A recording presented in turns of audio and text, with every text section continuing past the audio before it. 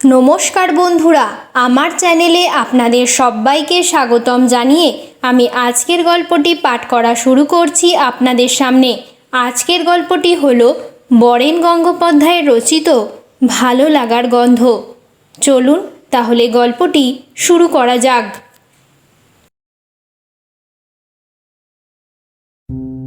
তুলির কথা ভাবতে বেশ লাগে। এই ভালো লাগার কোনো ব্যাখ্যা নেই। শিশির ভেজা ফুলের গন্ধের মতো এই ভালো লাগার কথা কেউ কাউকে কোনো দিন বোঝাতেও পারে না। অথচ দীপেন নানাভাবে ভেবে দেখেছে তুলির সঙ্গে ওর কত সামান্য পরিচয়। হুট বলতে সতু ওকে ওদের গায়ের বাড়ি দেখাতে নিয়ে গিয়েছিল। কথা ছিল দিন দুয়েক ওরা ওখানে কাটিয়ে ফিরে আসবে, কিন্তু একটানা 7-7টা দিন কাটিয়ে এলো দীপেন। আসতেই ইচ্ছে করছিল না। নেহাত না ফিরে ওর উপায় নেই, তাই ফেরা। তাছাড়া গ্রামের বাড়িতে থাকার অভিজ্ঞতা বড় কম নয়। ইলেকট্রিকের বদলে হ্যারিকেনের আলো, ফ্রিজ ট্রিজের বেলায় নেই। ফ্যান চালিয়ে শোবার কথাও মনে আসে না। এত গাছগাছালি আর বাতাস, এর ওপর সতুদের ইটের দেয়াল আর খড়ের চালওয়ালা বাড়ির যেন আলাদা একটা আকর্ষণ দাঁড়িয়ে গিয়েছিল। দীপেন বেশ বুঝতে পারছিল সতুদের সাংসারিক অবস্থা তেমন ভালো নয়। তবু অমন গরিবানার মধ্যেও ওদের বাড়ির সবকিছুই কেমন সাজানো গোছানো, ছিমছাম।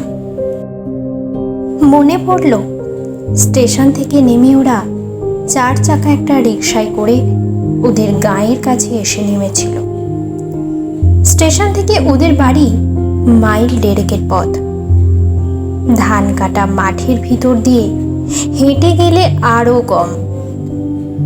কিন্তু স্টেশনে এসে নামার সময় প্রায় অন্ধকার হয়ে এসেছিল। দীপেনকে নিয়ে এ সময় মাঠের ভিতর দিয়ে হাঁটা উচিত নয় ভেবে একটা সাইকেল রিকশাতেই উঠে বসেছিল ওরা। পা ঝুলিয়ে বস, মাঠের ভিতর দিয়ে হাঁটাটা এখন ঠিক হবে না। কেন, হাঁটতে পারবো না বলছিস? সতু হেসেছিল। এটা কলকাতা নয় রে দীপেন, অন্ধকারে কখন কোন সাপের ঘাড়ে পা দিয়ে বসবি, তারপর আমার গর্দান যাক আর কি। সাপের কথায় একটু দমে গিয়েছিল দীপেন। সাপ আছে নাকি? তেমন একটা কিছু না, তবে ফাঁকা মাঠের মাটির ঢেলার ফাঁকে ফোকরে থাকতেও পারে। কি দরকার ওখান দিয়ে যাওয়ার? রিকশাতেই চল, হাওয়া খেতে খেতে চলে যাব। দীপেন আর কথা বাড়ায়নি। সাইকেল রিকশাটা পিচ বাঁধানো সরু রাস্তার ওপর দিয়ে শা শা করে ছুটে চলেছিল। রাস্তার দুধারে কখনো সখনো বাড়িঘর, কখনো আবার ঘন গাছগাছালি। জোনাকি বিজবিজ করছে কোথাও বা, কুকুর চেঁচিয়ে উঠছিল মাঝে মাঝে। কখনো পাট পচানো গন্ধ, কখনো আবার অবয়বহীন ভুতুড়ে অন্ধকার। গায়ের পাশে একটা বিরাট বট গাছের কাছে রিকশা থেকে নেমেছিল ওরা। রাস্তাটা বাঁ দিকে ঘুরে অন্য গায়ের দিকে চলে গেছে। সতু বটগাছটার দিকে দেখিয়ে বলল, কলকাতায় তোকে সতী বটের কথা বলেছিলাম মনে আছে? এই হচ্ছে সেই সতী বট। এখানেই সতীমা স্বামীর সঙ্গে সহমরণে গিয়েছিলেন। বহুকাল আগের কথা। বটগাছটা এখনো স্মৃতি হিসাবে দাঁড়িয়ে আছে। অন্ধকারের মধ্যেই দীপেনের চোখে পড়ল গাছটার গোড়া অনেকখানি জুড়ে সিমেন্ট দিয়ে বাঁধানো। দিনের বেলা অনায়াসে এখানে বসে আড্ডা মারা যায়। ওরা সতী বটের পাশ দিয়ে এগিয়ে বাড়ির পথ ধরল। খানিক দূর এগিয়ে আসতেই একটা আম বাগান। বাগানের এক পাশে একটা দিঘি। দিঘির অর্ধেকটা পানা কচুরিতে ঠাসা মনে হলো দীপেনের। সতু জিজ্ঞেস করল, সাঁতার জানিস তো দীপেন? এ পুকুরের জল কিন্তু খুব ভালো। দীপেন সাঁতার জানে না, সাঁতার শেখার কোনো সুযোগই ওর ঘটেনি। বলল, জল দেখলেই আমার কেমন ভয় করে। ভয় কি রে, বাচ্চা বাচ্চা ছেলে মেয়েরাও এ পুকুর এপার ওপার হয়ে যায়। ঠিক আছে, তুই যদি শিখতে চাস আমি তোকে শিখিয়ে দেব। কথা বলতে বলতে এগোচ্ছিল ওরা। দিঘির ওপাশে ওদের ঘাট। ঘাটের পাশ দিয়ে এগিয়ে খানিকটা ভেতরে ঢুকতেই সতুদের বাড়ি।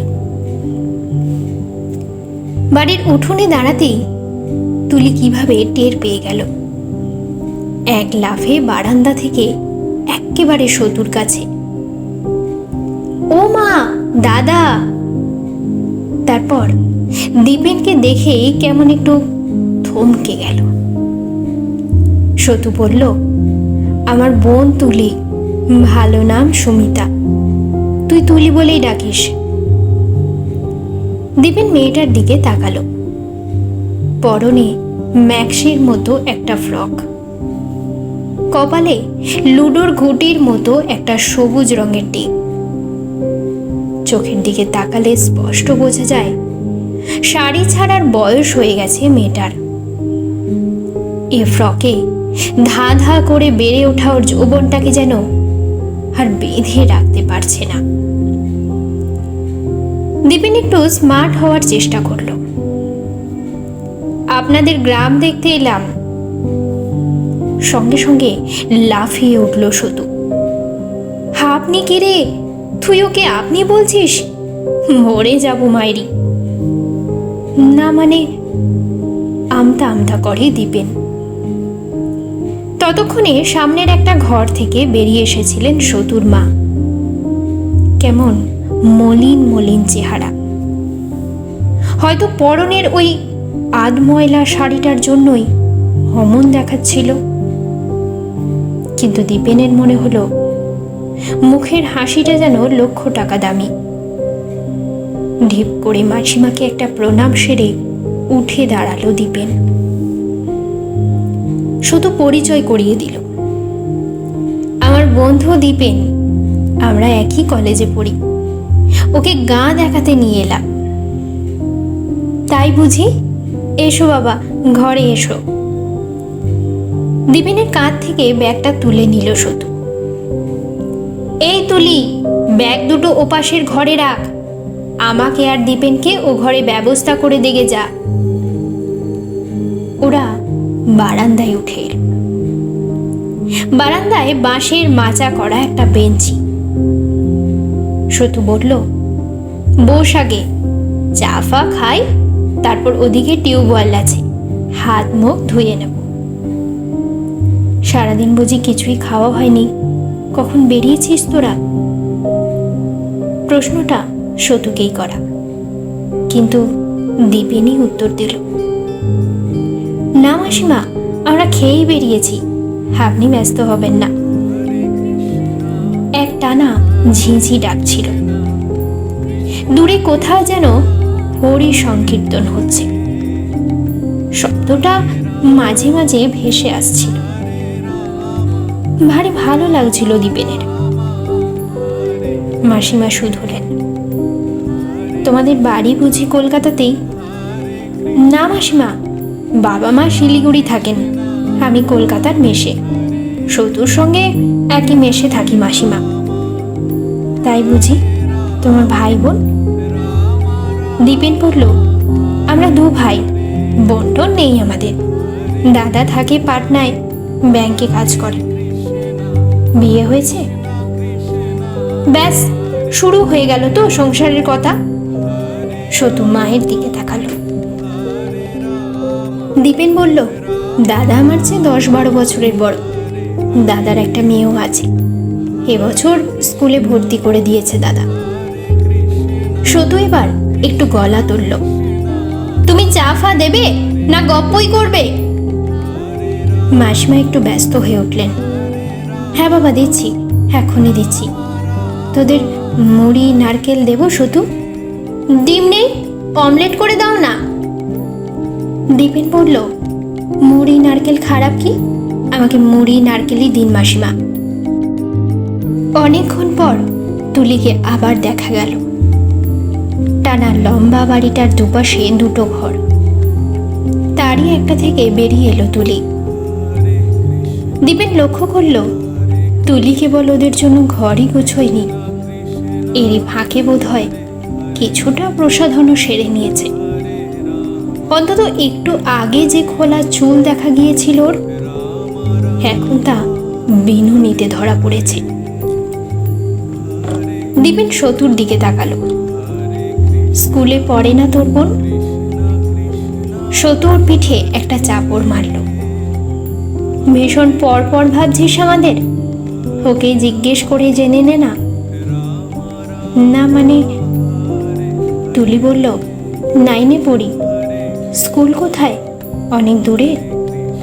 সতু বলল, খুব একটা দূরে নয়, কাছেই, কো এডুকেশন স্কুল। ওরে বাস, তাহলে তো দারুণ ব্যাপার। তুইও সতু ওখান থেকেই পাশ করেছিস বুঝি? সতু বলল, আমাদের সময় আমরা মাটির বাড়িতে স্কুলে করেছি, ওরা দালানে করে।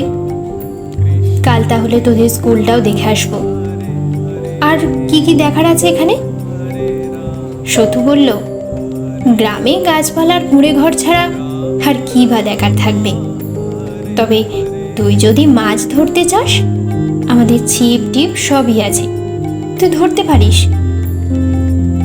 তুলি বলল, দীপেনদাকে তুমি সরকারদের খালে নিয়ে যাও না দাদা, নৌকায় চড়ে বেড়াতে যাব।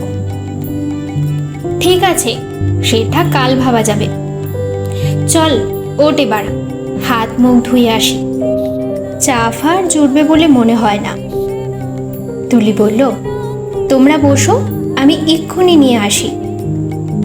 কিছুটা হন্তদন্ত হয়ে রান্নাঘরের দিকে এগিয়ে গেল তুলি। সতু ডাকলো, আয়, আমাদের থাকার ঘরটা দেখে নে। গামছা টামছা এনেছিস তো? দরকার হলে আমারটা দিয়েই চালিয়ে নিতে পারিস। বাঁ পাশের ছোট্ট একটা ঘরে এসে ঢুকলো ওরা। একটাই খাট, তবে বেশ বড়। ঘরের মাঝে ছোট্ট একটা টেবিল, খান 2-1 চেয়ার। দেয়ালে এমব্রয়ডারি করে কাঁচের ফ্রেমে বাঁধানো 2-3টে ছবি। একটাতে লেখা, পাখি কৃষ্ণ বলো। কার করা রে ওগুলি? তুলির? কি মনে হয় তোর? দীপেন বলল, ওসব করে সময় নষ্ট করার কোনো মানে হয় না। তুই ওকে বাটিকের কাজটা শেখালে পারতিস। সতু হাসল, তুই একবার বলে দেখ না, ওসব ওর কিচ্ছু হয়নি, টেরটা পাবি। না না, কাজটা খারাপ হয়েছে বলছি না, তবে। চা আর ডিমের অমলেট নিয়ে এ সময় ঘরে ঢুকলো তুলি। ওরে বাস, অত ডিম কে খাবে? ডিম আমাদের কিনতে হয় না, হাঁস আছে, তুই খা না। তুলি বলল, মা নারকেল মুড়ি নিয়ে আসছে। এর ওপর আবার নারকেল মুড়ি? আমি ভাই কালই পালাবো। এ বাড়িতে আসাটা সোজা, যাওয়াটা কঠিন। সতু হাসল, তুই একবার মাকে বলে দেখ না। সত্যি সত্যি সতুদের ওই বাড়িতে হুট বলতে চলে এসেছিল দীপেন, কিন্তু চলে যাব বললেই যে যাওয়া যায় না। পরদিন ভোরেই তাও টের পেয়ে গেল। খুব ভোরে ওঠার ওর অভ্যেস নেই, কিন্তু কেন জানি নতুন জায়গা বলেই বোধ হয় ওর ঘুম ভেঙে গেল বেশ ভোরেই। ঘুম ভাঙতেই ও অবাক, সতু ওর পাশ থেকে কখন যেন উঠে গেছে। ওকে না ডেকে এত ভোরে কোথায় যেতে পারে সতু? বুঝতে পারছিল না ও। মশারির ভেতর থেকে ও বেরিয়ে এলো। মাসিমা বা তুলি কারোরই কোনো সাড়া শব্দ নেই। অচেনা পরিবেশ, কি যে করা উচিত ঠিক বুঝতে পারছিল না। ভাবলো অন্তত বারান্দায় গিয়ে সেই বাঁশের বেঞ্চিতে একটু বসা যাক। ঘর থেকে বেরিয়ে আসতেই চোখে পড়ল তুলিকে। এক সাজি ফুল নিয়ে ও পুকুরের দিক থেকে আসছিল। কিন্তু হে কোন তুলি? গতকাল রাতে সেই ফ্রক পরা মেয়েটার পরনে এখন শাড়ি। একটা রাতে যেন ফ্রক পরা বয়স থেকে লাফিয়ে শাড়ি পরা বয়সে চলে এসেছে মেয়েটা। ও মা, আপনি কখন উঠলেন? তুলি এগিয়ে এলো। এই তো। সতু কোথায়? সরকারদের খালের ধারে গেছে, ওখানে জেলেদের কাছে মাছ পেলে নিয়ে আসবে। রাতে আপনার নিরামিষ খেতে খুব কষ্ট হয়েছে, তাই বুঝি? হাসলো দীপেন। মাসিমাকে দেখছি না, মা ঘাটে চান টান সেরে ফিরে এসে পুজোয় বসবে। ফুলের সাজিটা দাওয়ার এক পাশে বসিয়ে রাখলো তুলি। তারপর বলল, আপনি আসুন, দাদা পেস্ট টেস্ট সব রেখে গেছে। মুখ ধুয়ে চা খাবেন না এখনই? দীপেন বলল, চা পরে হলেও হবে। তোমাদের বাড়িটা কিন্তু সত্যি খুব ভালো। তুলি হেসে উঠল। একবার বৃষ্টি নামুক না, ওই খড়ের চাল চুঁইয়ে যখন ঘরে জল পড়বে তখন আর ভালো বলবেন না। জল পড়ে নাকি? অবাক হয় দীপেন। তুলি বলল, এ বাড়িকে যদি ভালো বলেন তাহলে তো আমরাও ভালো। ভালোই তো, ঘরে তোমার এমব্রয়ডারি করা কাজগুলো প্রশংসা করার মতো। হো মা, দাদা তো ওগুলো ফেলে দিতে বলে, বলে ঘরটাকে নাকি আমি নোংরা করছি। দীপেন হাসলো। তোমার দাদার কথা আর বলো না, একসঙ্গে থাকি তো জানি। জিজ্ঞাসু চোখে তাকিয়ে থাকে তুলি। দীপেন প্রসঙ্গ ওটা ঘোরাবার চেষ্টা করে। তুমি কলকাতায় যাও না? এবার গেলে কিন্তু আমাদের মেসটা দেখে আসতে পারো। ওরে বাবা, কলকাতা? আমাকে কেউ নিয়ে যাবে না। দাদা বলে আমি নাকি ওখানে গেলে হারিয়েই যাব। দীপেন হাসল। হারানো অত সোজা বুঝি? যারা হারাবার তারা গ্রাম দেশেও হারিয়ে যেতে পারে। রূপার কথা বুঝি দাদা আপনাকে বলেছে? দাদাটা যে কি? রূপা? কেমন অবাক হয় দীপেন। কে রূপা? ও মা, আমাদের সঙ্গেই পড়তো। মাস দুয়েক আগে সন্তু বলে একটা ছেলের সঙ্গে পালিয়ে গেছে। জানেন দীপেনদা, সন্তু না ভীষণ খারাপ ছেলে, লুকিয়ে লুকিয়ে বিড়ি খেত। তাই বুঝি? কোথায় পালালো? কে জানে কোথায় পালিয়েছে। ভীষণ চালু মেয়ে, ওরা সব পারে। সামনের লেবু গাছটার উপর একটা টিয়া এসে বসে আবার উড়ে গেল। পাখিটার সবুজ রং যেন চোখ ধাঁধিয়ে দেয়। দীপেন বলল, তোমাদের এখানে কিন্তু নানান রকম পাখি। তখন শুয়ে শুয়ে একটা পাখির ডাক শুনছিলাম, ভারী মিষ্টি। পাখি আর কাঠবেড়ালি দেখতে হলে দুপুরে আম বাগানে যাবেন। ওখানে কোনো কোনো দিন মাজুর বিছিয়ে বসে আমরা লুডো খেলি, খুব ভালো লাগে। আম বাগানটা সত্যি খুব ভালো। আজ দুপুরটা তাহলে ওখানেই কাটাবো। তোমাদের তো আজ ছুটি, তাই না? আজকাল দুদিনই ছুটি। আপনি ক্যারাম খেলবেন?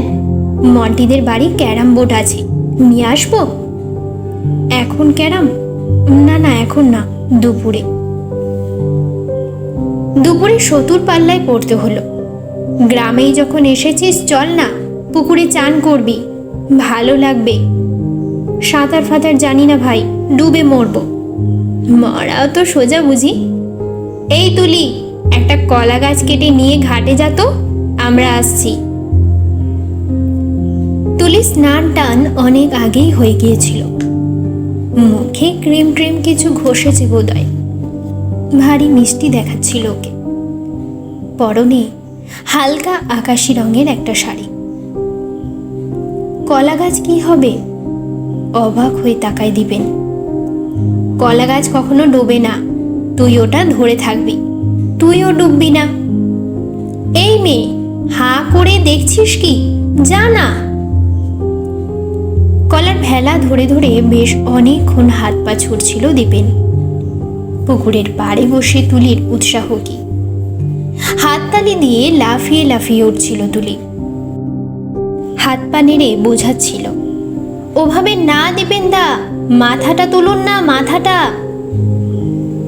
উত্তেজনার ভিতর দিয়ে স্নান, উত্তেজনা, ভয় আর সংকোচে ভরা একটা দুপুর পার হয়ে বিকেল এলো। আমবাগানের ভিতর দিয়ে হাঁটতে হাঁটতে ওরা তিনটিতে সতী বট অবধি চলে এলো এক সময়। সতী বটের বাঁধানো সিমেন্টে বসলো দীপেন। জায়গাটা সত্যি ভালো। বসলো তুলিও। সতু বলল, কাঁচা আম খাবি? দাঁড়া, দু একটা পেড়ে আনি। খানিক দূর এগিয়ে একটা আম গাছে ঢিল ছুটতে শুরু করলো। দীপেনের মনে হলো কেমন যেন কথা বলতে ভুলে যাচ্ছে ও। পাশে সতী বটের সিমেন্টের ওপর বসে পা দোলাচ্ছে তুলি। দাদার দিকে তাকিয়ে আছে। একটা উষ্ণ উত্তেজনা যেন অলক্ষ্যে এসে দীপেনকে আচ্ছন্ন করে দিচ্ছে এই সময়। তুলিও কথা বলছিল না। কথা বলছিল না ঠিকই, কিন্তু এরকম নীরবতারও বুঝি একটা ভাষা থাকে। সতুর ঢিল ছুঁড়ে ছুঁড়ে আম পাড়ার দৃশ্যের দিকে তাকিয়ে থাকে দীপেন। আর এ সময় বহু দূর থেকে একটা পাখি ডেকে চলেছে শুনতে পেল। ভারী মিষ্টি। কি পাখি ডাকছে? জিজ্ঞেস করে দীপেন। কোথায়?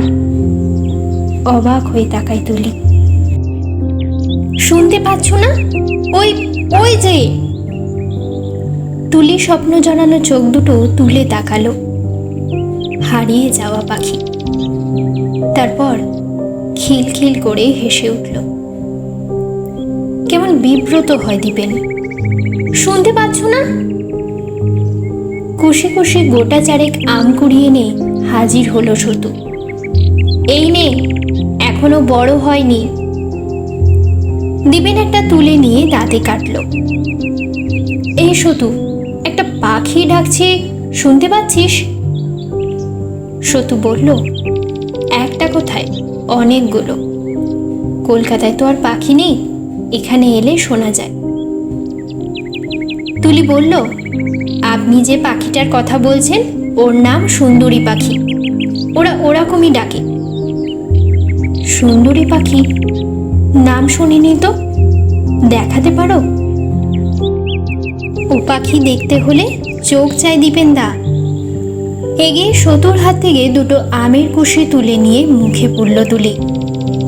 তারপর আবার ফুলের পাপড়ি ঝরে পড়ার মতো খিলখিল করে হেসে উঠল। বিকেল মলিন হতে হতে সন্ধ্যা নামল। সন্ধ্যার পর রাত। হ্যারিকেনের আলোয় মুখোমুখি বসে তিনজনে মিলে সাপ লুডো খেলা। একবার মই বেয়ে ওঠা, একবার সাপের মুখে পড়ে লেজের দিকে নেমে যাওয়া। হ্যারিকেনের তেল ফুরিয়ে যায়, তবু যেন ক্লান্তি নেই। সতু বলে, তোরা খেল, আমার ঘুম পাচ্ছে। বিছানায় লাফিয়ে উঠে শুয়ে পড়ে সতু। তুলি বলল, কাল কিন্তু সরকারদের খালের কাছে যাব, ওদিকটা আরো ভালো। হ্যাঁ। দীপেন তুলির দিকে তাকায়, হাসে। ভোর হোক তো আগে, তারপর তা দেখা যাবে। না না, ওসব বললে চলবে না, কাল যাব কিন্তু। আবদার ধরে তুলি। দীপেন বলে, ঠিক আছে বাবা, যাব। এমনিভাবে দুটো দিন থাকার জায়গায় সাতটা দিন কাটিয়ে কলকাতায় ফিরে এলো দীপেন। সেই পুরনো মেষ, সেই ঘাম আর নোংরা, সেই গলির ভেতর দিয়ে শর্টকাট করে কলেজ যাওয়া, আড্ডা, ট্রাম, বাস, হকার আর চিৎকার, এসব তো চিরকালই ছিল। কিন্তু সতুদের দেশ থেকে ফিরে আসার পর কিছু একটা যেন বেচাল হয়ে গেছে ওর ভেতরে।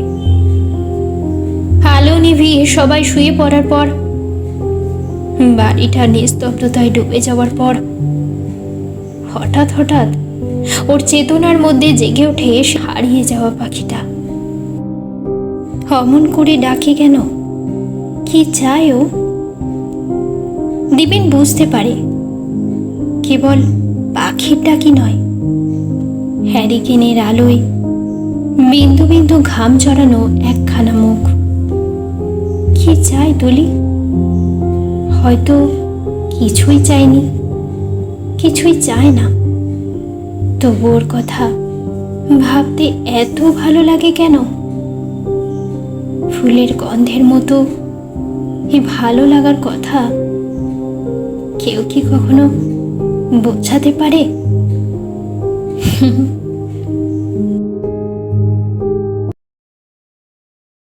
আজকের গল্পটি এখানেই সমাপ্তি করলাম বন্ধুরা।